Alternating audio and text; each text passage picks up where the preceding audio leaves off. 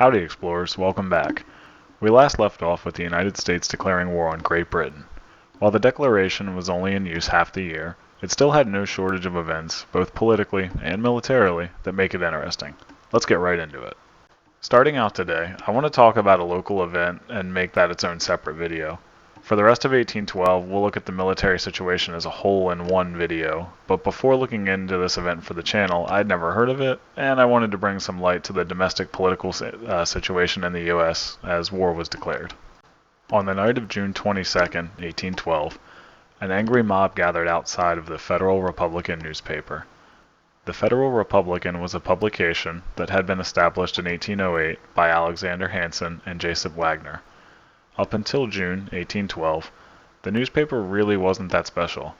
It was a local newspaper to Baltimore, covering aspects of political opinion in Maryland, Washington, D.C., and very lightly Northern Virginia, as well as economic happenings of those regions. By all accounts, this publication wasn't special, and while doing well enough to be viable for several years, hadn't really been a part of the public eye until, all of a sudden, it was. What was the crime that the newspaper had committed?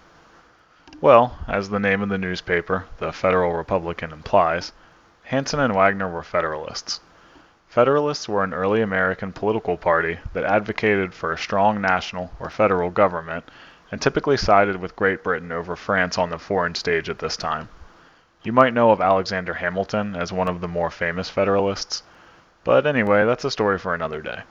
What is important to the story today is that James Madison was a Democratic Republican, and that was pretty much the antithesis of Federalists, at least as it came to foreign policy and a few other things. The newspaper, the Federal Republican, published a series of anti-war, pro-Federalist articles, and that's what riled up some of the folks of Baltimore to form an angry mob that night. On the night of June 22nd, the mob destroyed the offices and several printing machines. In the attack, one of the attacking mob lost their life, and the physical destruction of the building didn't really do all that much to cool the anger of these folks. Hansen, for his part, refused to be bullied by the mob and declared that the newspaper would be reestablished as he believed it was his right to free speech and free press. It would take just over a month to get set back up, but Hansen and company did so in the house of Jacob Wagner. Unfortunately for him and the 15 to 20 staff and security he had around, the muskets, pistols, and swords that they were armed with, in fear of a mob reforming, would prove to be needed. On the night of July 27, 1812, just around 8 p.m., that mob materialized and began to throw stones that shattered the windows of the house. One of the staffers fired warning shots over the head of the mob, allegedly wanting them to disperse, but instead, as you can imagine, being shot at, incited more violence. The mob pushed forward, capturing the newspaper staff in siege. The siege lasted through the night of the 27th, culminating in the mob setting an artillery piece in front of the house and threatening to blast the place to the ground. Finally, on the morning of July 28, 1812, the siege was lifted, in part by the mayor of Baltimore and 70 soldiers. The newspapermen were marched about a mile to the Baltimore prison, and all the way they were harried by people lining the streets, throwing both rocks and insults. By any indication, the mood in the city of being angry at these people had not abated at all, and that anger was still there and rife to be raised again. Typically, something like this is where our story would end. One of the parties is in prison, the other party is mad, but that's it. But the even more entertaining and crazy part of the story actually happens after this event where the newspaper folks are incarcerated at Baltimore prison, so we're just getting into this one. After arriving at the prison, the inmates were locked away in at least one cell and left to their own devices. There weren't too many guards around, there wasn't really anybody around that was in processing them, bothering them, anything like that. The mayor of Baltimore, Edward Johnson, as a part of the conditions on the newspapermen surrendering, even though it's up to your opinion on if they had done anything wrong, but regardless, one of the conditions of them surrendering to Johnson and the federal troops there were the mayor promised to leave some of the 70 soldiers as an armed guard for the protection of the newspapermen who were still worried about the mob coming to get them. At this point in the city, there are still shouts, screams, the city still wound up. Unfortunately, whether the mayor lied or whether the soldiers had a grudge against the anti-war newspaper, the prisoners were left on their own and exposed. Apparently locked in their cells, hearing the shouts and agitation in the streets making its way closer and closer to them. As the mob approached to find the newspaper men sitting ducks, inexplicably, one of the people in the mob either had a key or the cells were never locked. Regardless, upon finding that the 15 men were facing down a mob of at least 200 to 300 with no barricade in between them, the newspapermen decided to preempt their attackers and pushed out of their cell first. Also, unfortunately for them, they were very quickly overwhelmed by the sheer numbers of this mob. 9 of the newspapermen were beaten for hours and virtually tortured. Those that managed to slip away in all of the chaos. The men that were captured had knives stabbed into them both in their face and hands, had hot candle grease poured on their eyes. One had his nose nearly severed and taken from his body, and another was tarred, feathered, and paraded around the city.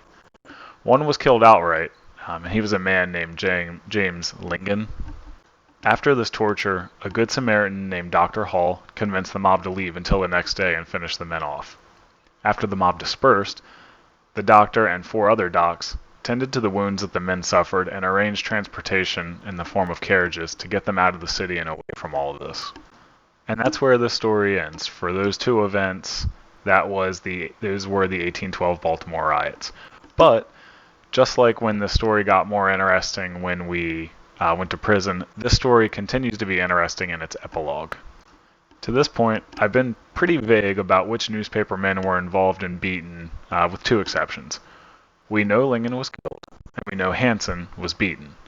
But 2 others involved were Robert Thompson, and his account of all of this and other people that were there that night's account is where we get most of the detail that I'm telling you today.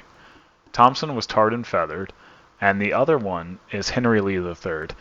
And if that name sounds familiar to you, it's probably because Henry Lee III is Light Horse Harry Lee, who you may know from the Revolutionary War cavalry. He was, they say, one of Washington's most reliable cavalry commanders. He's also Robert E. Lee's dad, so interesting that he's involved in this. Now, what happened to all of these people after the events? Well, Hansen moved to Georgetown in Washington, D.C., and guess what? He restarted this newspaper, which would run until 1813. After 1813, he became a congressman both in the House and Senate until his death in 1816, and he died on his estate in Elkridge, Maryland. He never recovered from the savage beating that he received at the hands of the mob, though, and dealt with those injuries until his dying day. Similarly, Henry Lee, whose nose was almost cut off by the mob, was in constant pain for the rest of his life. He never improved, and after attempting to convalesce in the West Indies, he died on Cumberland Island, Georgia, in 1818. And from the bit of reading that I've done on Robert E. Lee's backstory, by the time he was involved with the Baltimore riots, he had already spent most of his pension and money from the Revolution and the Whiskey Rebellion. So he was already pretty destitute. So this beating was his rock bottom, where his life never really improved until his death in 1818. So I wanted to cover this event for a few reasons. First, I had never heard of it, it's awesome when you're as much of a history nerd as I am to be able to find something that you've never heard of and read about it. That's that's what I live for.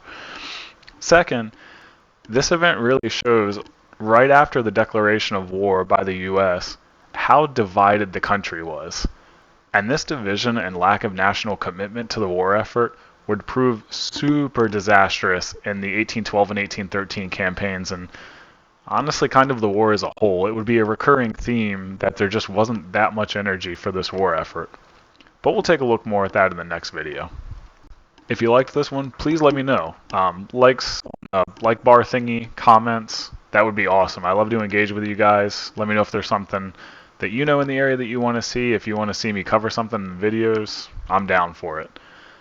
I'm really enjoying taking a look at the national and state level implications of the War of 1812, just because before looking into it for the channel, I learned in school the same beats as everybody else. There's Fort McHenry and maybe a couple of other things, and that's about it.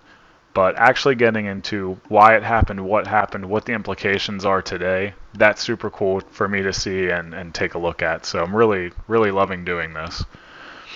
And for everybody out there, make sure you subscribe to the next one so you don't miss the military campaign video of 1812 and 13.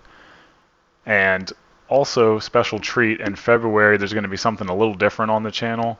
So I won't say too much more than that, but stay tuned for that one. That'll be coming out pending any delays in late February. All right, I was Joe, and I'll see you in the next one.